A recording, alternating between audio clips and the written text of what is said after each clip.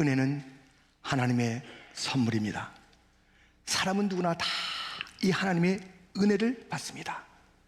그런데 은혜를 받는 자가 둘로 나뉘어집니다. 왠지 아세요? 한 부류는 하나님의 은혜를 받긴 받는데 일부의 은혜를 받는 거예요.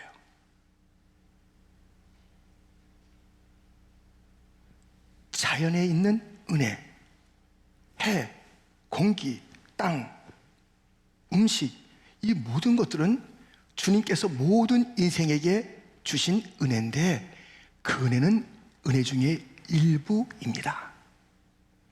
또 다른 은혜를 받는 자들이 있으니 그 은혜를 포함한 모든 은혜를 받는 자들이 있어요. 일반적인 은혜, 특별한 은혜, 자연의 은혜, 초자연적인 은혜. 이 은혜는 어떤 것일까요? 내 영혼이 은총 입어, 영원히 받는 은혜. 중한 죄 짐 벗고 보니. 일반 은혜는 이게 없어요.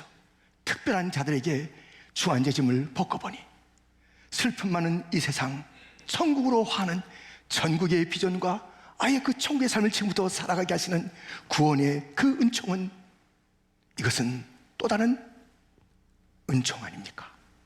그래서 우리는 일부 은혜만 받는 것이 아니라 모든 은혜를 받아야 될 터인데 누가 이 모든 은혜를 받는다고요?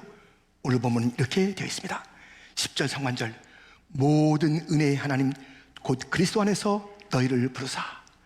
특별하게 모든 은혜를 받고자 또 주시고자 부름받은 자, 부르신 자들이 있어요. 특별한 자들을 불러서 하나님의 모든 은혜를 남김없이 부어주는 그 대상이 있다는 것입니다.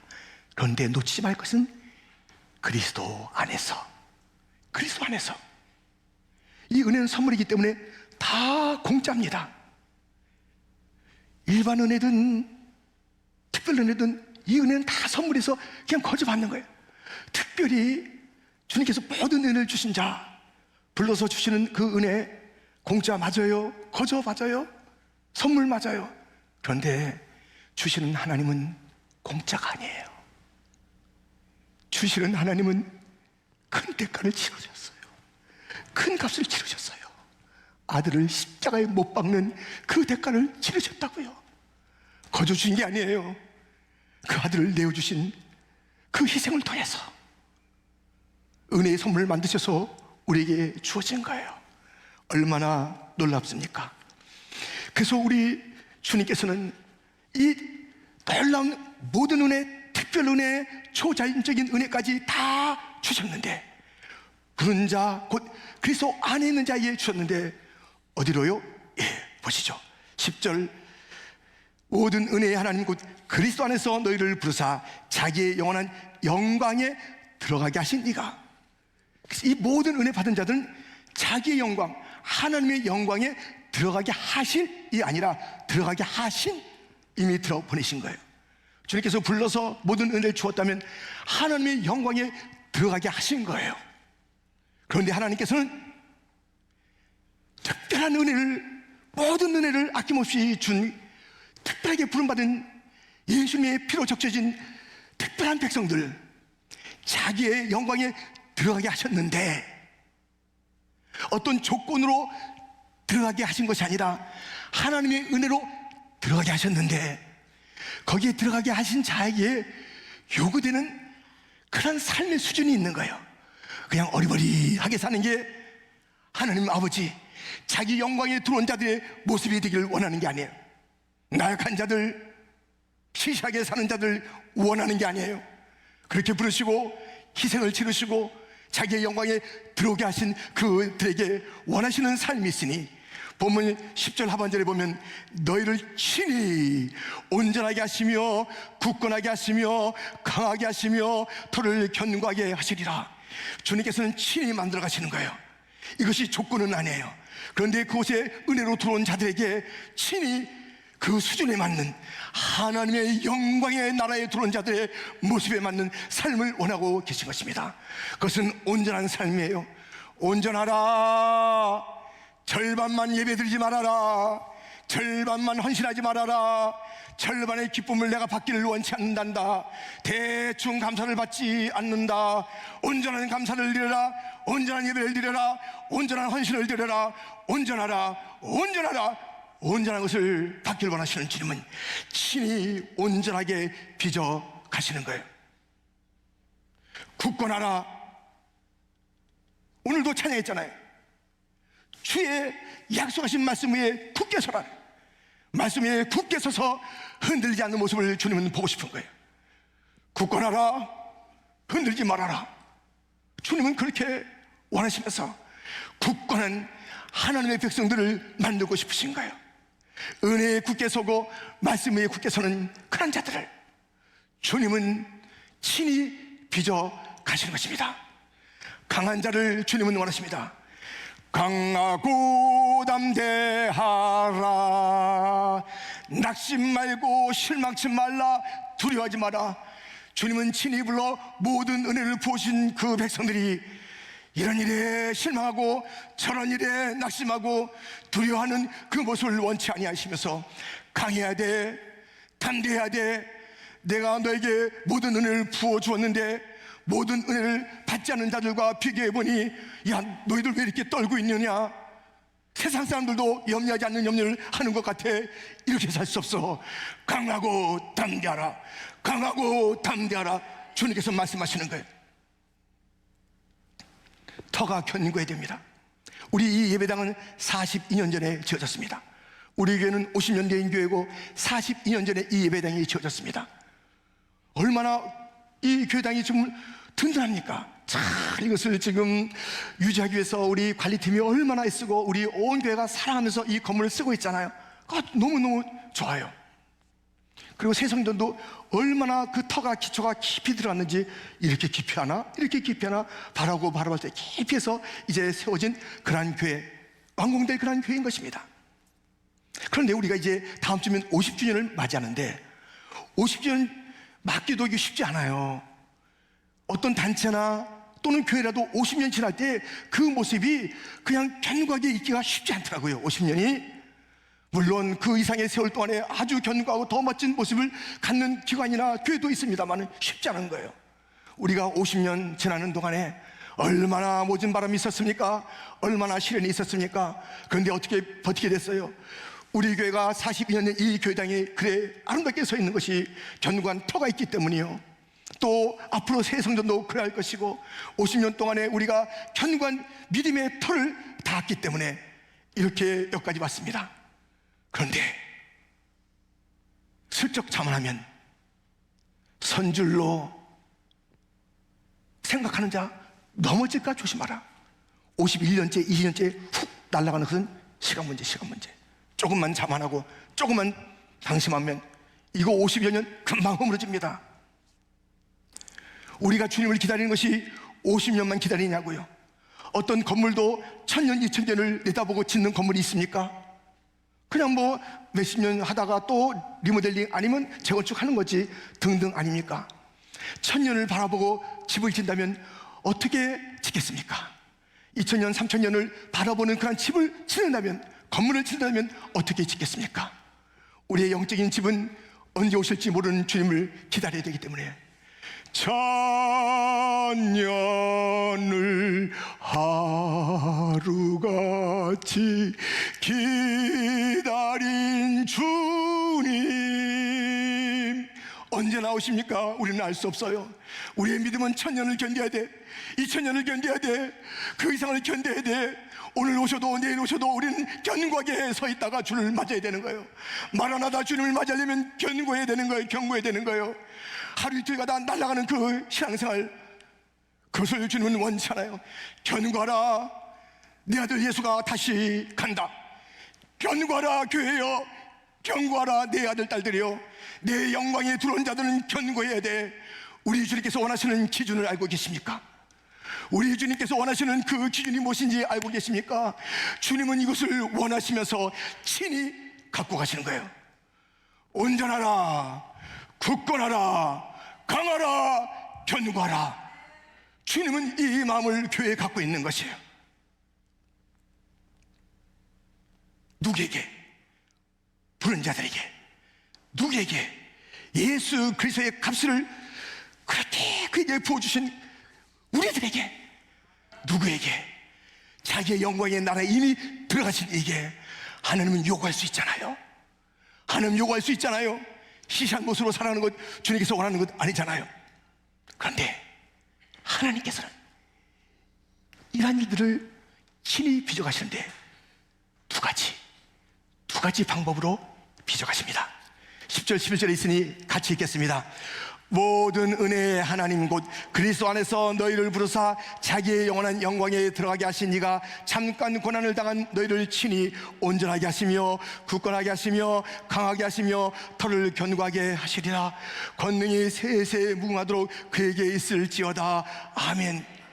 고난과 권능으로 이런 하나님의 백성들을 만들어 가시는 거예요. 근데 고난은 뭐라고 그래요?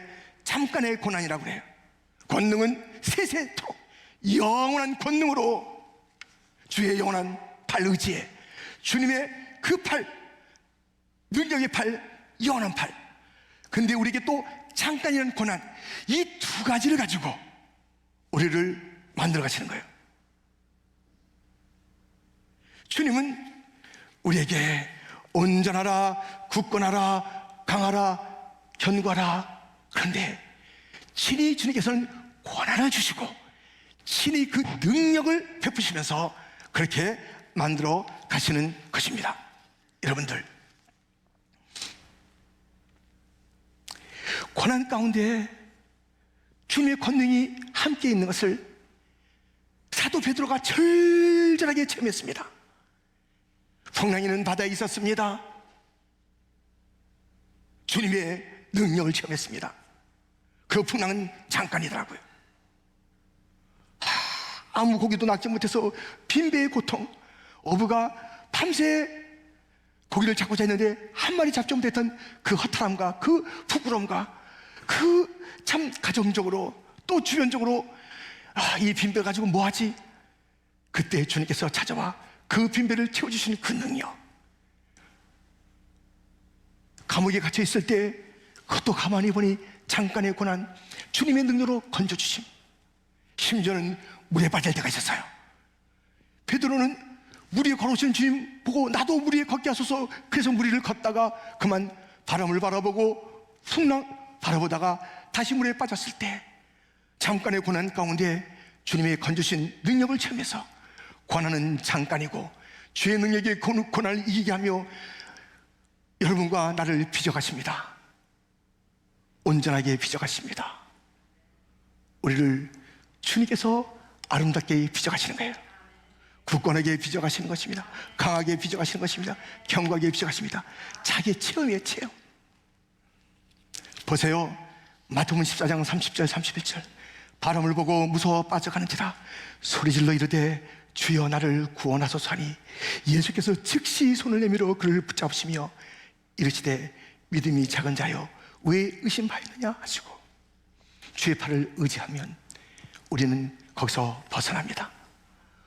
주님은 이 고난 속에서 잠궈 놓으시고 당금질하시고 연단하시고, 그러나 주님은 그 잠깐 동안도 주의 권능으로 함께 하시며 마침내 권능의 손을 펴시사 우리를 건져주시고 다듬어 주시며 정금이 되게 하시며 하나님께서 그의 영광에 들어가게 하신 자들을 빚으시는 그런 목적대로 빚어가시는 주님이십니다. 왜 베드로뿐이겠습니까? 오늘 본문에는 계속 사람 이야기가 나오고 교회가 나옵니다.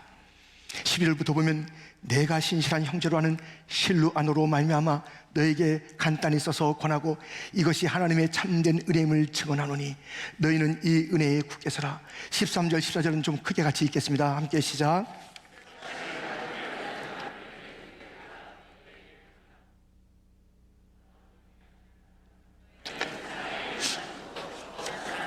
그리스도 안에 너희 모든 에게 평강이 있을지어다. 아멘. 실루아노가 나오고 신라예요. 마가가 나오고, 신라는 어떤 자입니까? 그렇게 복음 전하다가 바울과 함께 두드려 맞고 깊은 감옥에 착고에 묶여서 감옥에 뭐 발에 다 묶인 채로 있었으나 그는 그 고난 지나가리라. 이 또한 지나가리라. 나의 찬양은 영원히 주님의 보좌 앞에 이르리라. 내 영혼이 은총 입어.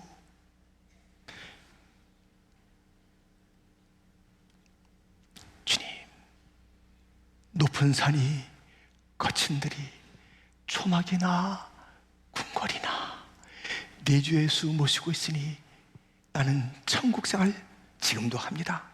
신라가 그런 자요. 잠시의 고난 가운데 아이고 내가 이게 뭐지? 잠시라니까요. 주님의 그 복음을 전하다가 주일하다가 고난이 와요. 잠시라니까요. 주님이 그 자리도 함께 계신다니까요. 찬양했더니 착고가 다 풀어지지 않았습니까? 감옥의 문들이 다 열려지지 않았습니까? 주님은 그 자리에 함께 계신 거예요. 고난의 자리에 함께 계신 것입니다. 마가도 왜 안 그래요? 마가는 도망자였습니다. 배반자였습니다. 복음을 전하러 나가는 그런 선교의 일행 가운데서 슬쩍 빠졌던 마가가 다시 회심하고 돌아와서 마가복음을 기록한 성령의 사람이 된 것입니다. 오늘 본문에는 바벨론 교회라는 그 교회가 나와요. 이 바벨론이라는 그것은 너무나도 어려운 땅이에요. 70년 동안 이스라엘 백성들이 거기서 포로 생활했던 그런 곳이에요. 바벨론 교회, 그 교회는 어려움이 있는 교회. 그 당시에 로마 교회가 될 수 있습니다. 지금의 뉴욕 교회가 될 수 있습니다. 교회, 바벨론 교회, 그 교회조차도 잠시의 고난이 지나간다. 이미 지금은 주님의 영광에 들어와 있는 교회야. 낙심하지 말아라. 너의 실제는 하나님의 영광 가운데 있는 자야. 너의 그 존재는 주님의 부름받은 존재야. 예수의 십자가가 부어진 존재야. 내가 너를 사랑하는 존재야. 주님께서 말씀하시는 교회 사람 그 누구도 이러한 어려운 가운데서 잠시 지나가리라. 이 또한 지나가리라. 이렇게 주님을 그 가운데 찬양하는 그런 모습들을 오늘 본문에 나온 인물들이 보여줬고 교회가 보여줬고 우리가 또한 보여야 하는 것입니다. 우리가 구원받았다는 이 은혜, 그 은혜는 오늘 본문의 모든 은혜, 모든 은혜의 하나님인데 그 구원, 곧 예수님의 구원받은 자에게는 모든 은혜가 아낌없이 부어진다고 로마서 8장 30절이 일러주고 있습니다. 자기 아들을 아끼지 아니하시고 우리 모든 사람을 위하여 내주신 이가 어찌 그 아들과 함께 모든 것을 우리에게 주시지 아니하겠느냐. 예수님을 내어주신 주님은 다른 것을 아끼지 않고 모든 것을 내어주시는 거예요. 우리는 1차, 2차, 3차라는 차원을 알고 있습니다. 점도 알고 있고 직선도 알고 공간도 알고 있습니다. 그게 우리가 하나님을 이해할 때 하나님도 그러시겠지. 그러니까 우리 교회에 찾아오셔서 무슨 은혜를 주시려면 다른 데 시간이 없어서 그냥 잠깐 왔다 가실 거야. 그런 1, 2, 3차의 차원이 하나님이 아니에요. 시간과 공간에 매여 있는 하나님이 아니에요. 하나님은 전지적 차원이에요. 전지적. 어디나 동일하게 계신 분이에요. 어디나 그 능력을 가지고 찾아오시는 주님이에요. 아낌없이 부어주시는 거예요. 야, 내가 저기 있는 교회 부어주다 보니까 너에게는 못 부어주겠다. 다 떨어졌다. 이런 분이 아니에요. 아들과 함께 모든 것을 아끼지 아니하시고 주시는 주님이에요. 아멘? 아멘? 이 은혜를 받아야 된다니까요. 안 받겠다는 사람 교만한 거예요. 아이고 나는 괜찮습니다. 이 무슨 못된 태도입니까? 하나님께서 모든 은혜, 우리 하나님은 모든 은혜의 하나님이라고 했으니까 모든 은혜 받으셔야 돼요. 아들과 함께 아낌없이 주시는 은혜를 받으셔야 되는 거예요. 아멘? 아멘? 하여튼 우리 그 이용월 목사님은 아멘 하는 사람만 복 받으세요 그랬는데 저는 그렇게는 안 한다니까요. 여러분들 다 크게 아멘 하시기 바랍니다. 우리 하나님의 모든 은혜, 아낌없이 주시는 은혜를 다 받으시기를 주님의 이름으로 축원합니다. 축원합니다. 입을 넓게 열고 믿음을 크게 가지고 받으셔야 되는 거예요. 받으셔야 되는 거예요. 은혜를 갖다 받기를 갖다 거부한 자들 심사가 있는 것 같아. 무슨 계획이 있는 것 같아. 나는 은혜 받은 거 없으니 마음대로 살리라. 설마 이런 생각은 아니겠지요. 나는 받은 은혜 없고 나는 그냥 마음대로 살 거야. 은혜 받는 게 두려워. 이런 자 없겠지요. 그러시면 안 돼. 주님의 모든 은혜를 받으셔야 돼. 아낌없는 은혜를 받으셔야 돼. 그리고 주님께서 원하시는 삶을 살아야 되는 거예요. 아멘? 모든 것을 주님께서 주님께서 아낌없이 부으시는 그런 은혜를 받으시고, 그런데요, 주님은 고난과 함께 은혜를 주시는 거예요. 이미 그 안에 들어온 자, 이게 바뀌진 않아요. 주님의 영광의 자리, 이 천성 영생은 이제 바뀌지 않은 거예요. 이미 들어왔어. 근데 우리가 이 땅에 사는 동안에 고난이라는 게 있어서 거기에 걸맞는 사람을 만들어가시는 그 일들이 있는데, 이 고난을 주님은 다 계획하고 있는 거예요.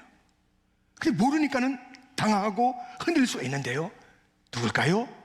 욥은 벌써 이 대본이 다 나와 있어요.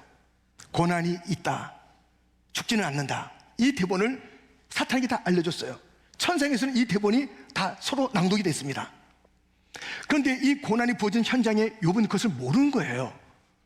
그런데 모르고 있었던 욥이 고난이 왔잖아요. 뭐 재산도 자녀도 자기의 건강도 다 없어졌잖아요. 그래서 그가 주님의 그 큰 은혜를 받고 살았는데, 그래서 그 은혜에 감사하면서 정말 그 온전한 예배를 드렸는데, 굳건하게 살았는데 이것이 다 없어진 거예요. 응? 하면서 원망한 것이 아니라 엎드려서 주신 이도 하나님이시오, 가져가신 이도 하나님이시오. 여러분들, 그 욥은 예배를 감사했어요. 감사. 이게 뭘까? 친구들의 그 말 속에서 여러 가지 마음의 부담스러운 일이 있었으나 나의 가는 길 오직 그가 하시나니 그가 나를 단련하신 후에 내가 처음같이 나오리라 찬양하며 승리한 것입니다. 그 극본을 모르고 있어요. 대본을 모르고 있었어요. 고난이라는 것이 잠깐 오고 그 다음에 어떻게 된다는 전체 그림을 모르고 있었으나 흔들리지 않았습니다. 우리는 그 대본을 알고 있잖아요. 오늘 장로님 기도하실 때 그랬잖아요. 하나님을 사랑하는 자 곧 그 뜻대로 부르심을 입은 자들에게는 모든 것이 합력하여 선을 이룬다. 그리고 계속 이 베드로전서에 베드로가 경험했던 그 일들이 있기 때문에 고난은 잠깐이더라, 하나님의 능력이 임해서 다시 일어나더라, 경고하게 되더라, 변화되더라, 다시 한번 눈을 뜨게 되더라, 그것을 절절히 얘기하고 성경 전체가 우리에게 일러주고 있잖아요. 고난이 있는데 고난은 잠깐이라고 일러주고 있습니다. 대본이 있는데 왜 흔들려요? 우리의 삶에 전체 대본이 있다고요. 다 있는데 왜 흔들리냐고요. 이 고난은 잠깐이라고 그러는데 이것이 전부인 것처럼 하나님을 원망하고 주저앉고 흔들리고 포기하고 시험 들고 왜 그런 삶을 사냐고요. 대본을 알고 있는데. 우리 주님께서 고난은 잠깐이다, 너희는 이미 영광이란 그 나라에 들어와 있는 자야, 이렇게 말씀하고 있습니다. 욥도 견뎠는데 이것을 익히 알고 있는 우리들이 고난이 올 때마다 우리는 그 고난은 인하여 주님, 이 풍랑이 인하여 더 내가 견고해집니다. 더 내가 믿음이 강해집니다. 주여, 내가 더 온전해질 것입니다. 주님이여, 굳건한 삶을 살겠나이다. 이 풍랑 가운데 주님이 빚고 싶으신 고난의 그런 열매들이 맺혀져야 되는 건 아닙니까? 고난이 우리 주님의 우리를 향한 마지막 우리를 다루시는 방법이 아니라니까요. 그 능력으로 건져주시고. 아니, 그런데 이런 일이 있습니다. 이런 일이 있습니다. 무슨 일이 있냐면,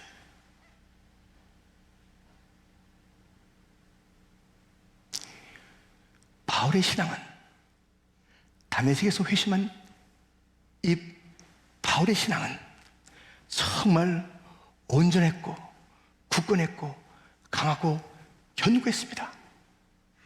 고난이 많이 있어서 수없이 맞고 수없이 갇히고 수없이 오해받는 또 고난이 있을 때마다 그 고난이 빚으시는 주님의 손길에 의해서 정말 대사도의 그런 모습을 갖춰갔습니다.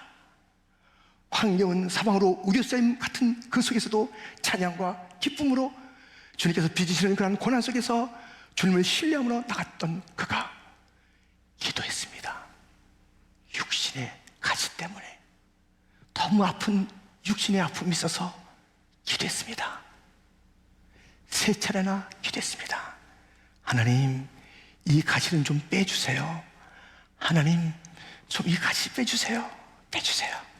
제가 가야 할 길이 또 있는데 잘 달릴게요. 빼달라고 그랬습니다. 주님의 답이 왔습니다. No, 안 빼줄 거야. 안 빼줄 거야. 아니, 고난은 짧다고 그랬는데, 지금까지 이 고난 다 지나갔는데 왜 이 고난은 안 빼주시나요? 왜 오래 머물게 하시나요? 왜 이 고난은 그냥 거두지 않겠다고 하시나요?